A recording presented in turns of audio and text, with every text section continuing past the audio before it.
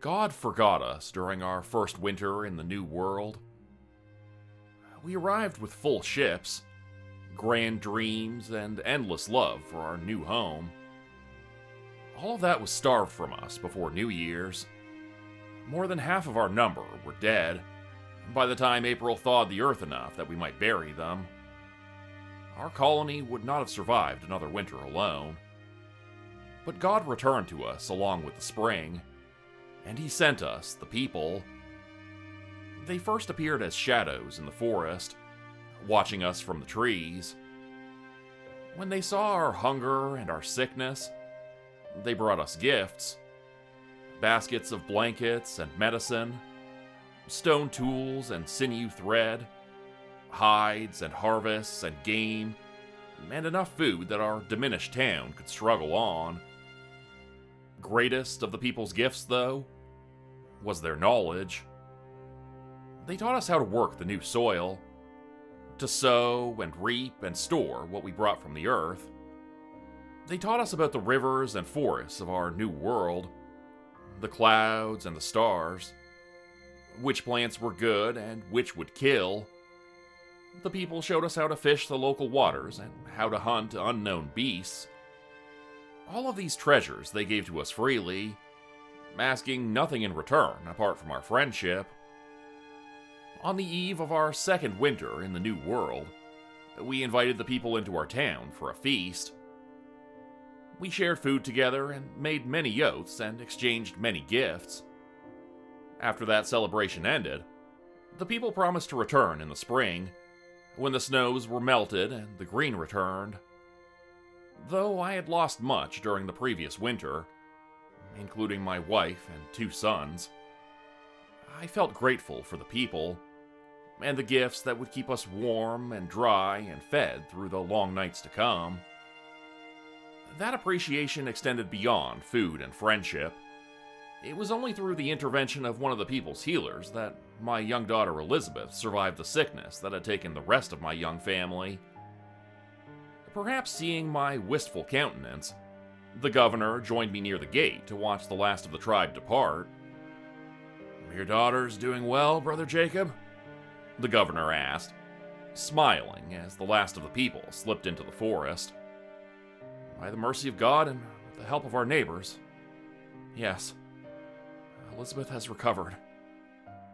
"Reserve your thanks for the Lord, Jacob." The governor was still smiling, though it did not touch his eyes. "And be wary of false friends who may seed temptation." "False friends?" I asked. "They have saved us." The governor's smile departed. "They have given us gifts, yes. But what will they ask in return? They do not love God, Jacob.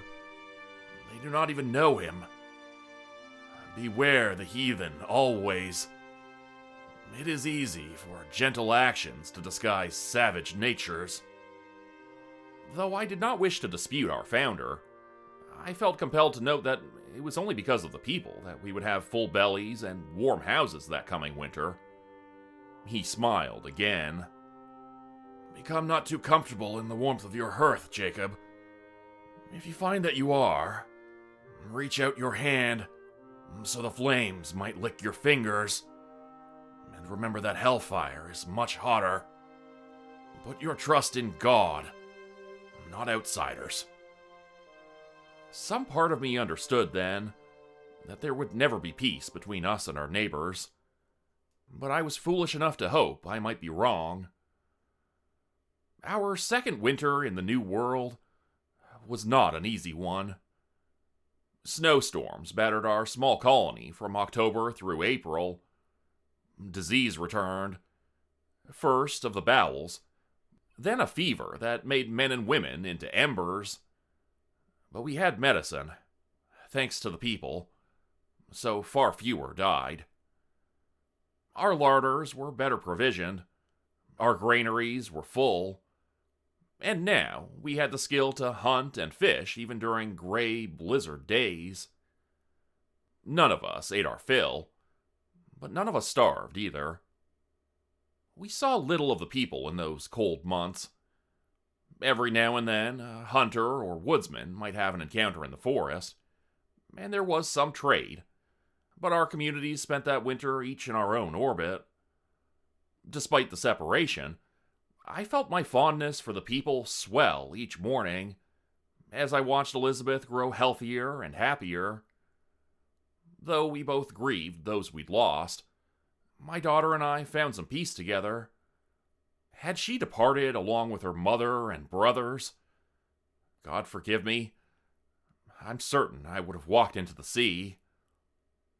Spring tides brought more of our fellows from across the ocean to join our colony. We numbered more than 100 souls after their arrival. For the first time, I began to foster a fragile hope that we might find a permanent home in this new world. It was a land of plenty, a paradise before the fall, filled with endless forests, clear rivers, and a natural beauty that so often left me with a feeling of awe. I was a natural lover of language, and had come to learn some of the people's tongue during their visits. When the new colonists arrived, and we needed to expand our holdings to accommodate them, the governor sent me, along with our envoy, to serve as a translator. Our goal was to get a better understanding of the people's lands and limits, where they marked their borders, so that we might not intrude upon them. In those early days, the governor was ever mindful of providing no provocation to our neighbors. The people outnumbered our colony by more than tenfold, and while we possessed firearms and enjoyed the protection of the Lord, it is unlikely that we would have survived hostilities with the land's natives. Blessedly, the people were not warlike. The first few months after the spring thaw were productive ones for both our communities. We traded iron nails, thread, flour, and other goods for seeds, hides, furs, and the like. Over the course of a dozen meetings in the forest, my understanding of the people's language deepened, while my appreciation for their way of life grew in kind. When asked about their borders, the tribe was confused. They did not divide land as we do, by piece and parcel. Instead, they make common use of the world around them, and share in its bounty. That is not to say that the people had no understanding of territory. The wise man of their tribe, whose name I could never fully pronounce, but translates roughly to, "Here's the forest," told me much of their history, which included many fights with rivals who encroached upon the people's ancestral lands.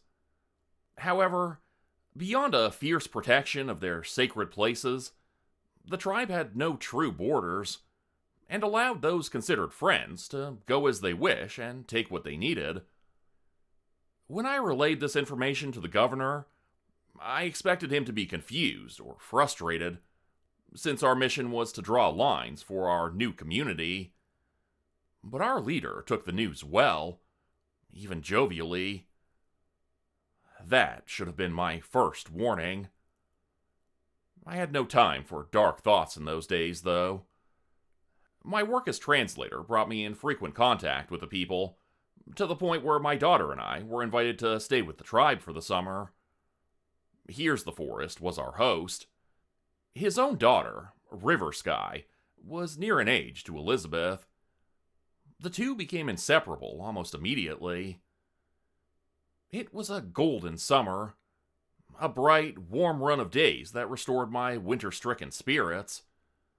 Elizabeth and I still grieved for our family, but the people lifted the worst of those shadows with their relentless kindness and curiosity. I learned much from Here's the Forest. He taught me to recognize which plants could heal and which could kill. He sang often for Elizabeth and I, and his voice was as clear and fine as mountain air. That summer found me spending time with the people's chief as well. He was a rough, tall man by the name of One-Eyed Bear. The name confused me at first, as the warrior was scarred but possessed both of his eyes. Here's the Forest explained to me that the name was in reference to the chief's incredible perception. His name was a gift from an enemy, our host told us. It is because, even when the chief is asleep, it is as if one of his eyes is always open and watching.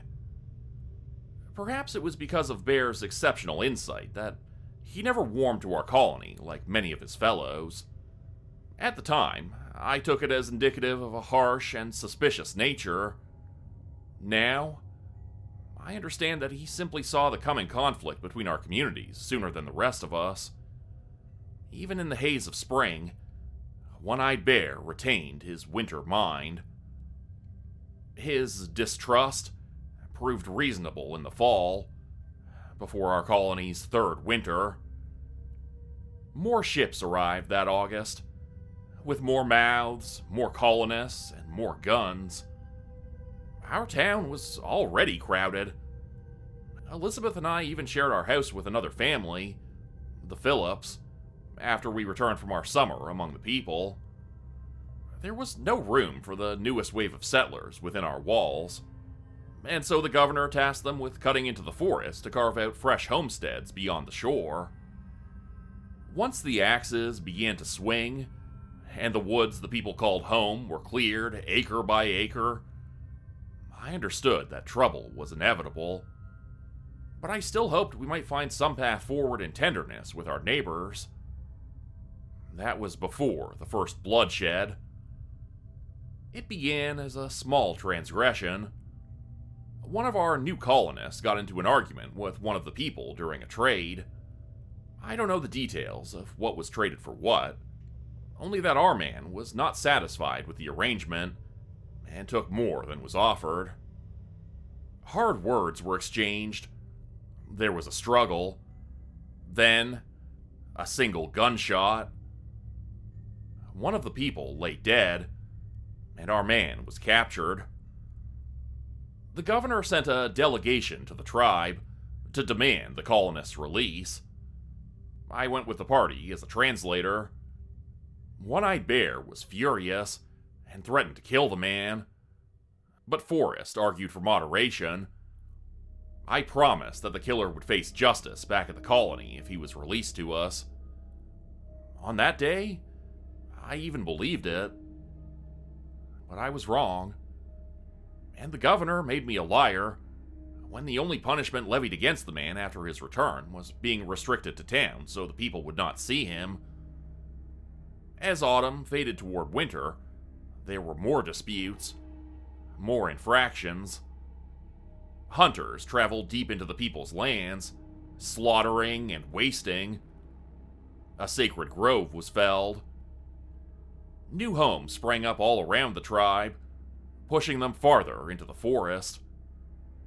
2 years of harmony unraveled in the space of a season, until, in November, any hope of peace between our communities died, along with Here's the Forest's family. Forrest's wife and daughter were gathering plants near a creek when some hunters from our colony stumbled upon them. The men, what was done that day was unforgivable. Here's the Forest brought the bodies of his wife and daughter to the gate of our town with the help of his son. They wailed and tore at their clothes and demanded the murderers come forward. Elizabeth wept when she saw her friend River Sky limp and lifeless in Forrest's arms. I wept with her. The signs of violence were obvious on the women, the signs of our violence, and I begged the governor to find the men responsible and to deliver them in chains to the people. The governor turned his cold eyes to me. "We will never give any of ours over to savages. Never. Do not ask again." When Here's the Forest wailing began to bother the governor, he called for men to throw stones and to drive the men off. I watched in horror as my friend and his son were forced back into the woods, carrying the bodies of their innocent dead. The men around me set down their stones and cheered. "Lord," I whispered, "watch over us." but I knew we did not deserve his mercy. Elizabeth was inconsolable. She asked why I did not help the people, our friends who had welcomed us into their homes, and I had no answer. All I could do was hold my daughter while she cried herself to sleep. I stayed awake late into the night, sitting alone by the fire. When I finally got ready for bed, I looked in on Elizabeth only to find her room empty. I knew immediately where she was going, and panic lent me an incredible speed. I caught up with my daughter in the forest on the main path that led to the people's village. Before I could convince her to return to town, before I could even hold her to wipe away the fresh tears, the people appeared before us, slipping from the shadows under the trees like knives from sheaths. We were taken to the village where One-Eyed Bear and Here's the Forest were waiting. Most of the people's warriors were gathered around a massive bonfire. When Elizabeth and I were brought forward, I saw murder in all of the eyes around us. I understood, even sympathized, but still, I begged Bear and Forest to spare my daughter. Whatever they chose to do with me, I accepted. They did not kill us. Forest would not allow it. Despite his grief, his rage, and what appeared to be a growing madness, he told One-Eyed Bear that we were friends still, and would not be harmed. Instead, Elizabeth and I were moved to the edge of the firelight, and commanded to watch what soon became clear as a ritual. Here's the Forest stoked the bonfire higher and higher, until it was a blazing column reaching for the stars. He threw in fistfuls of herbs and powders I did not recognize, but which smelled so sweet it nearly caused me to gag. Forrest drew a long knife and turned to where my daughter and I watched. For a terrible moment, I thought he changed his mind. But the shaman only sliced open his palm, spraying his blood into the flames. He began to chant while the warriors whispered along with him, their words coming together like winds from different directions, until the sound was a maddening hum. It became the buzz of agitated wasps, then the hiss of a hidden snake discovered in fallen leaves. Then it was a howl, a roar, the whistle of a hawk in falling flight. The fire cast strange and growing shadows. The shades moved independent of the light, whirling along the ground under the feet of the people. One shadow, towering over the rest, was not moving at all. It was in the shape of a man, but hunched and crowned with an endless maze of twisting antlers. Here's the Forest suddenly ceased chanting and gripped his knife in both hands. He placed the point against his bare stomach and, in one smooth motion, plunged the blade into his bowels.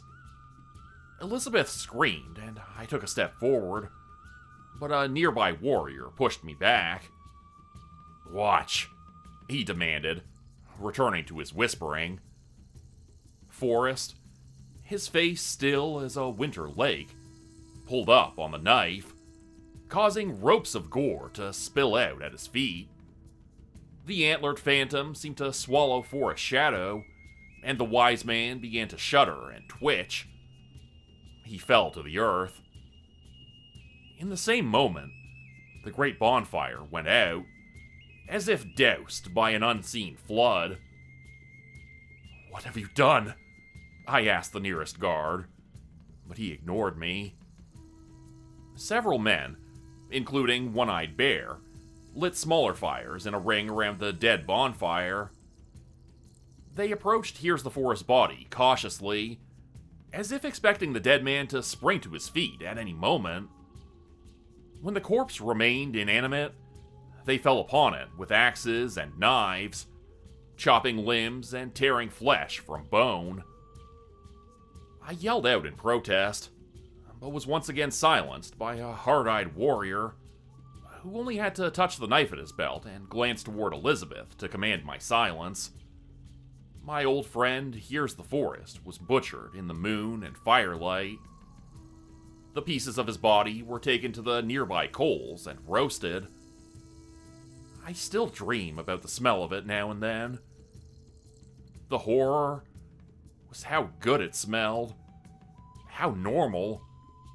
Like fresh game cooked on a campfire. After the flesh was prepared and cooled, it was stored in baskets which were already filled with steaming meat. Bear approached me and looked down to stare into my eyes.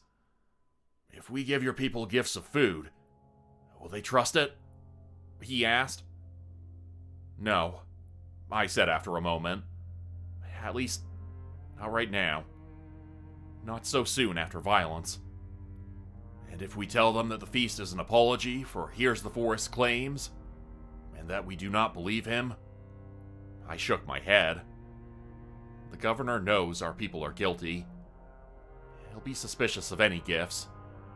Unless... Unless? The chief asked. "Unless you share in the meal. The governor will fear poisoned meat, but if he sees the people eating, he will trust it." Bear let out a soft sigh. "That is my belief as well." "How many?" "Pardon?" I asked, not following. "How many of our people would need to share the meal?" "No," I whispered, suddenly understanding. "You can't. God above us all, you can't." "We will.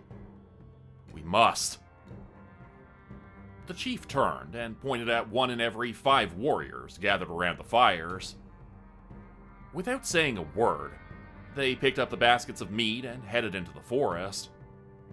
Other baskets, with fruit and grains and trinkets, followed. It was nearly dawn then, the first warm glow of sunlight seeping up from the horizon. "Why?" I asked One-Eyed Bear, as Elizabeth and I were led into the village. "There are too many of you now. We would die if we fought you. But there must be justice." After a brief hesitation, the chief held up his hand to stop our guards. "We will keep you here until this is done. Then, we will allow you to leave unharmed. You cannot stay with the people, but you should not remain in your own town either. Above all else, make certain that you are as far from your walls as you can be by nightfall. If you are there come dark, you will die, and you will die screaming." The people kept us imprisoned, though comfortable, for 1 day and 1 night. We were allowed to wander as long as we stayed within the village. Quiet guards watched us from a distance at all times. Meals were brought to us, though neither Elizabeth nor I ate any of the food. None of the warriors who left with the baskets returned. I realized late that night, while Elizabeth slept, that it had been 1 year since the first feast we shared with the people. It felt like a lifetime ago. One-Eyed Bear set us free early the next morning. "I do not care where you go, but do not return here. Ever," he told us. That was the last time I ever saw any of the people alive. My daughter and I made our way down the path toward the colony and the shore. The forest was silent and still around us. The only sound, the soft sweep of wind that sent dying leaves drifting to the ground. The first sign that something was terribly wrong in town were the clear skies. There was no smoke, meaning no cooking fires or fireplaces left with smoldering embers overnight. No watchman called out to us as we approached the gate. We couldn't even hear the usual animal sounds that should have come from pens and stables. Dear God in heaven, no, I said, when we crossed through the partially open gate into the town proper. The dead were everywhere. Men, women, and children lay scattered like bloody, broken dolls on the ground. Livestock were slaughtered in their pens or dragged out onto the street. Several houses near the gate had broken shutters, missing doors, and other damage.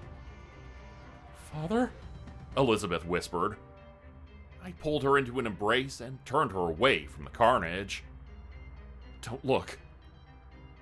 I considered leaving, but Elizabeth and I would not survive in the forest without supplies, since we no longer had the friendship of the people.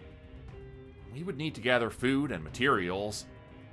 The sky was growing cloudy above us, and the morning was bitter cold.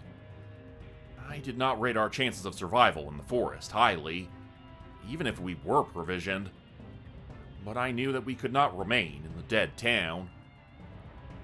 The chief's warning came back to me, and I hurried toward our house, leading Elizabeth by the hand.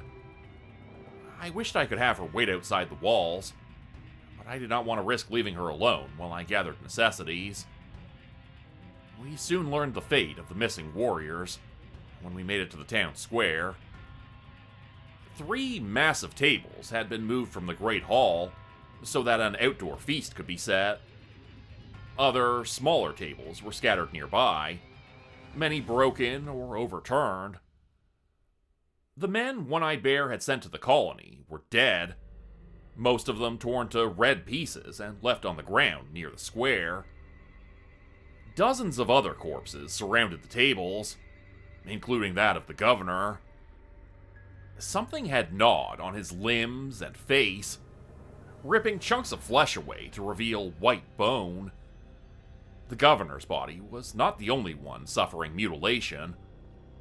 Every one of the dead showed marks of violence and ingestion. They had not been left long enough to have been set upon by wild animals, and there were no signs of scavengers, not even carrion birds, a fact which left me unsettled. However, even among that flood of death, I felt a flicker of hope. The first since we'd stepped through the gate. While the toll of death was great, I was certain that there were members of my community missing. I prayed that some had escaped whatever terror the people unleashed with their tainted gifts. "Father? Someone is watching us," Elizabeth said, pressing herself to my side. I turned in the direction she was looking, expecting to see fellow survivors emerging from their hiding places. But no one stepped out into the street. No one called out a greeting or even a warning. Instead, I found myself staring into the dark, open doorway of the Great Hall. Clouds were softening the sunlight into a gray haze, but I could pick out silhouettes, patches of blackness darker than the gloom inside the hall.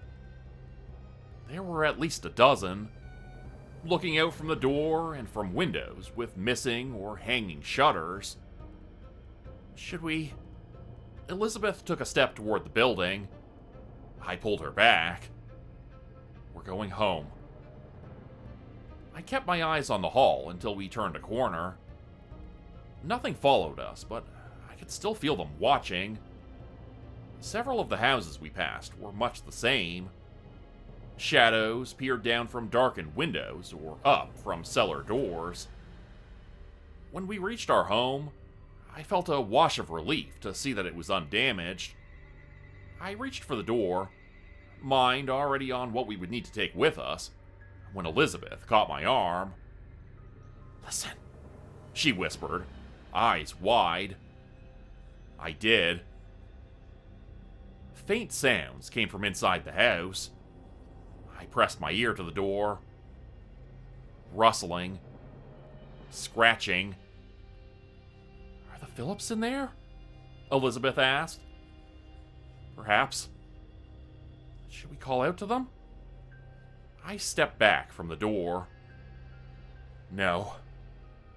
Let us find supplies elsewhere." We wandered the town until we found the general store, open and well lit by the remaining sunlight.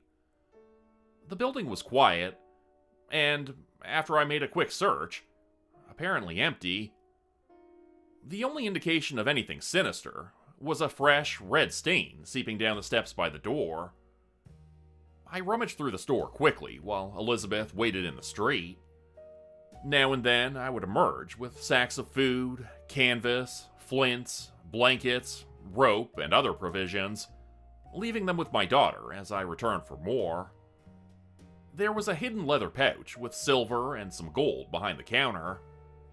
After a moment's hesitation and a prayer for forgiveness, I tucked the pouch inside my jacket. Snow was falling as we left the colony. The feeling of being watched followed us all the way to the gate.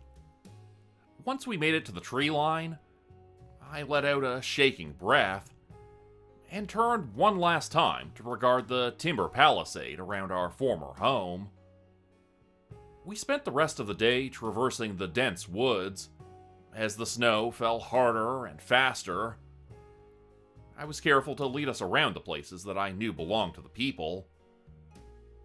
Less than an hour before sunset, we found a remote hunter's cabin, barely more than a shed, in a clearing in the forest.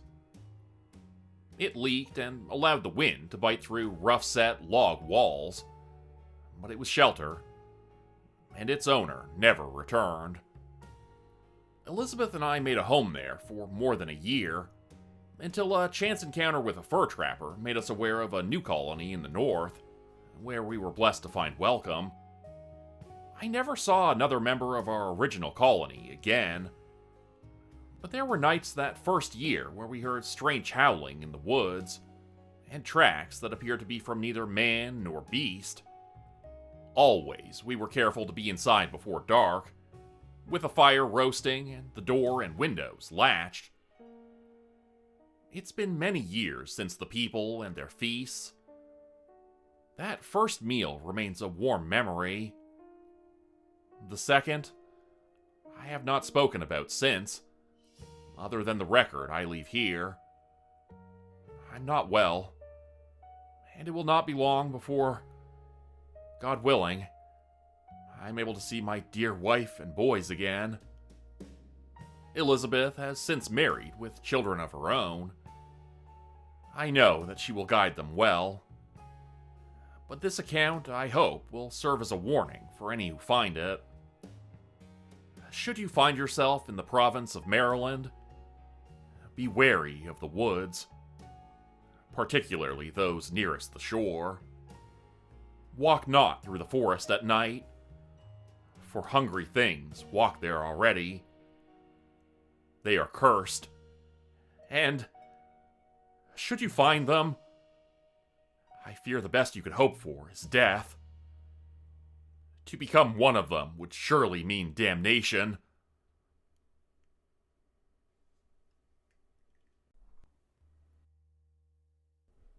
Become a channel member today for early access, bonus videos, and special emojis only available to members. Check out the description below or click the join button for more info. If you'd like another way to help support the channel, please consider joining my Patreon page at patreon.com/Jordan Grupe Horror.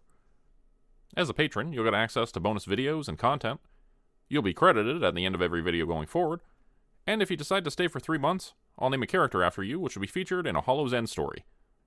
Links to join the Patreon are in the description. Thanks everyone for listening. Please like, subscribe, and comment to help the channel continue to grow, and see you again next time at 4 p.m. Eastern Standard Time. Hope you have a great night.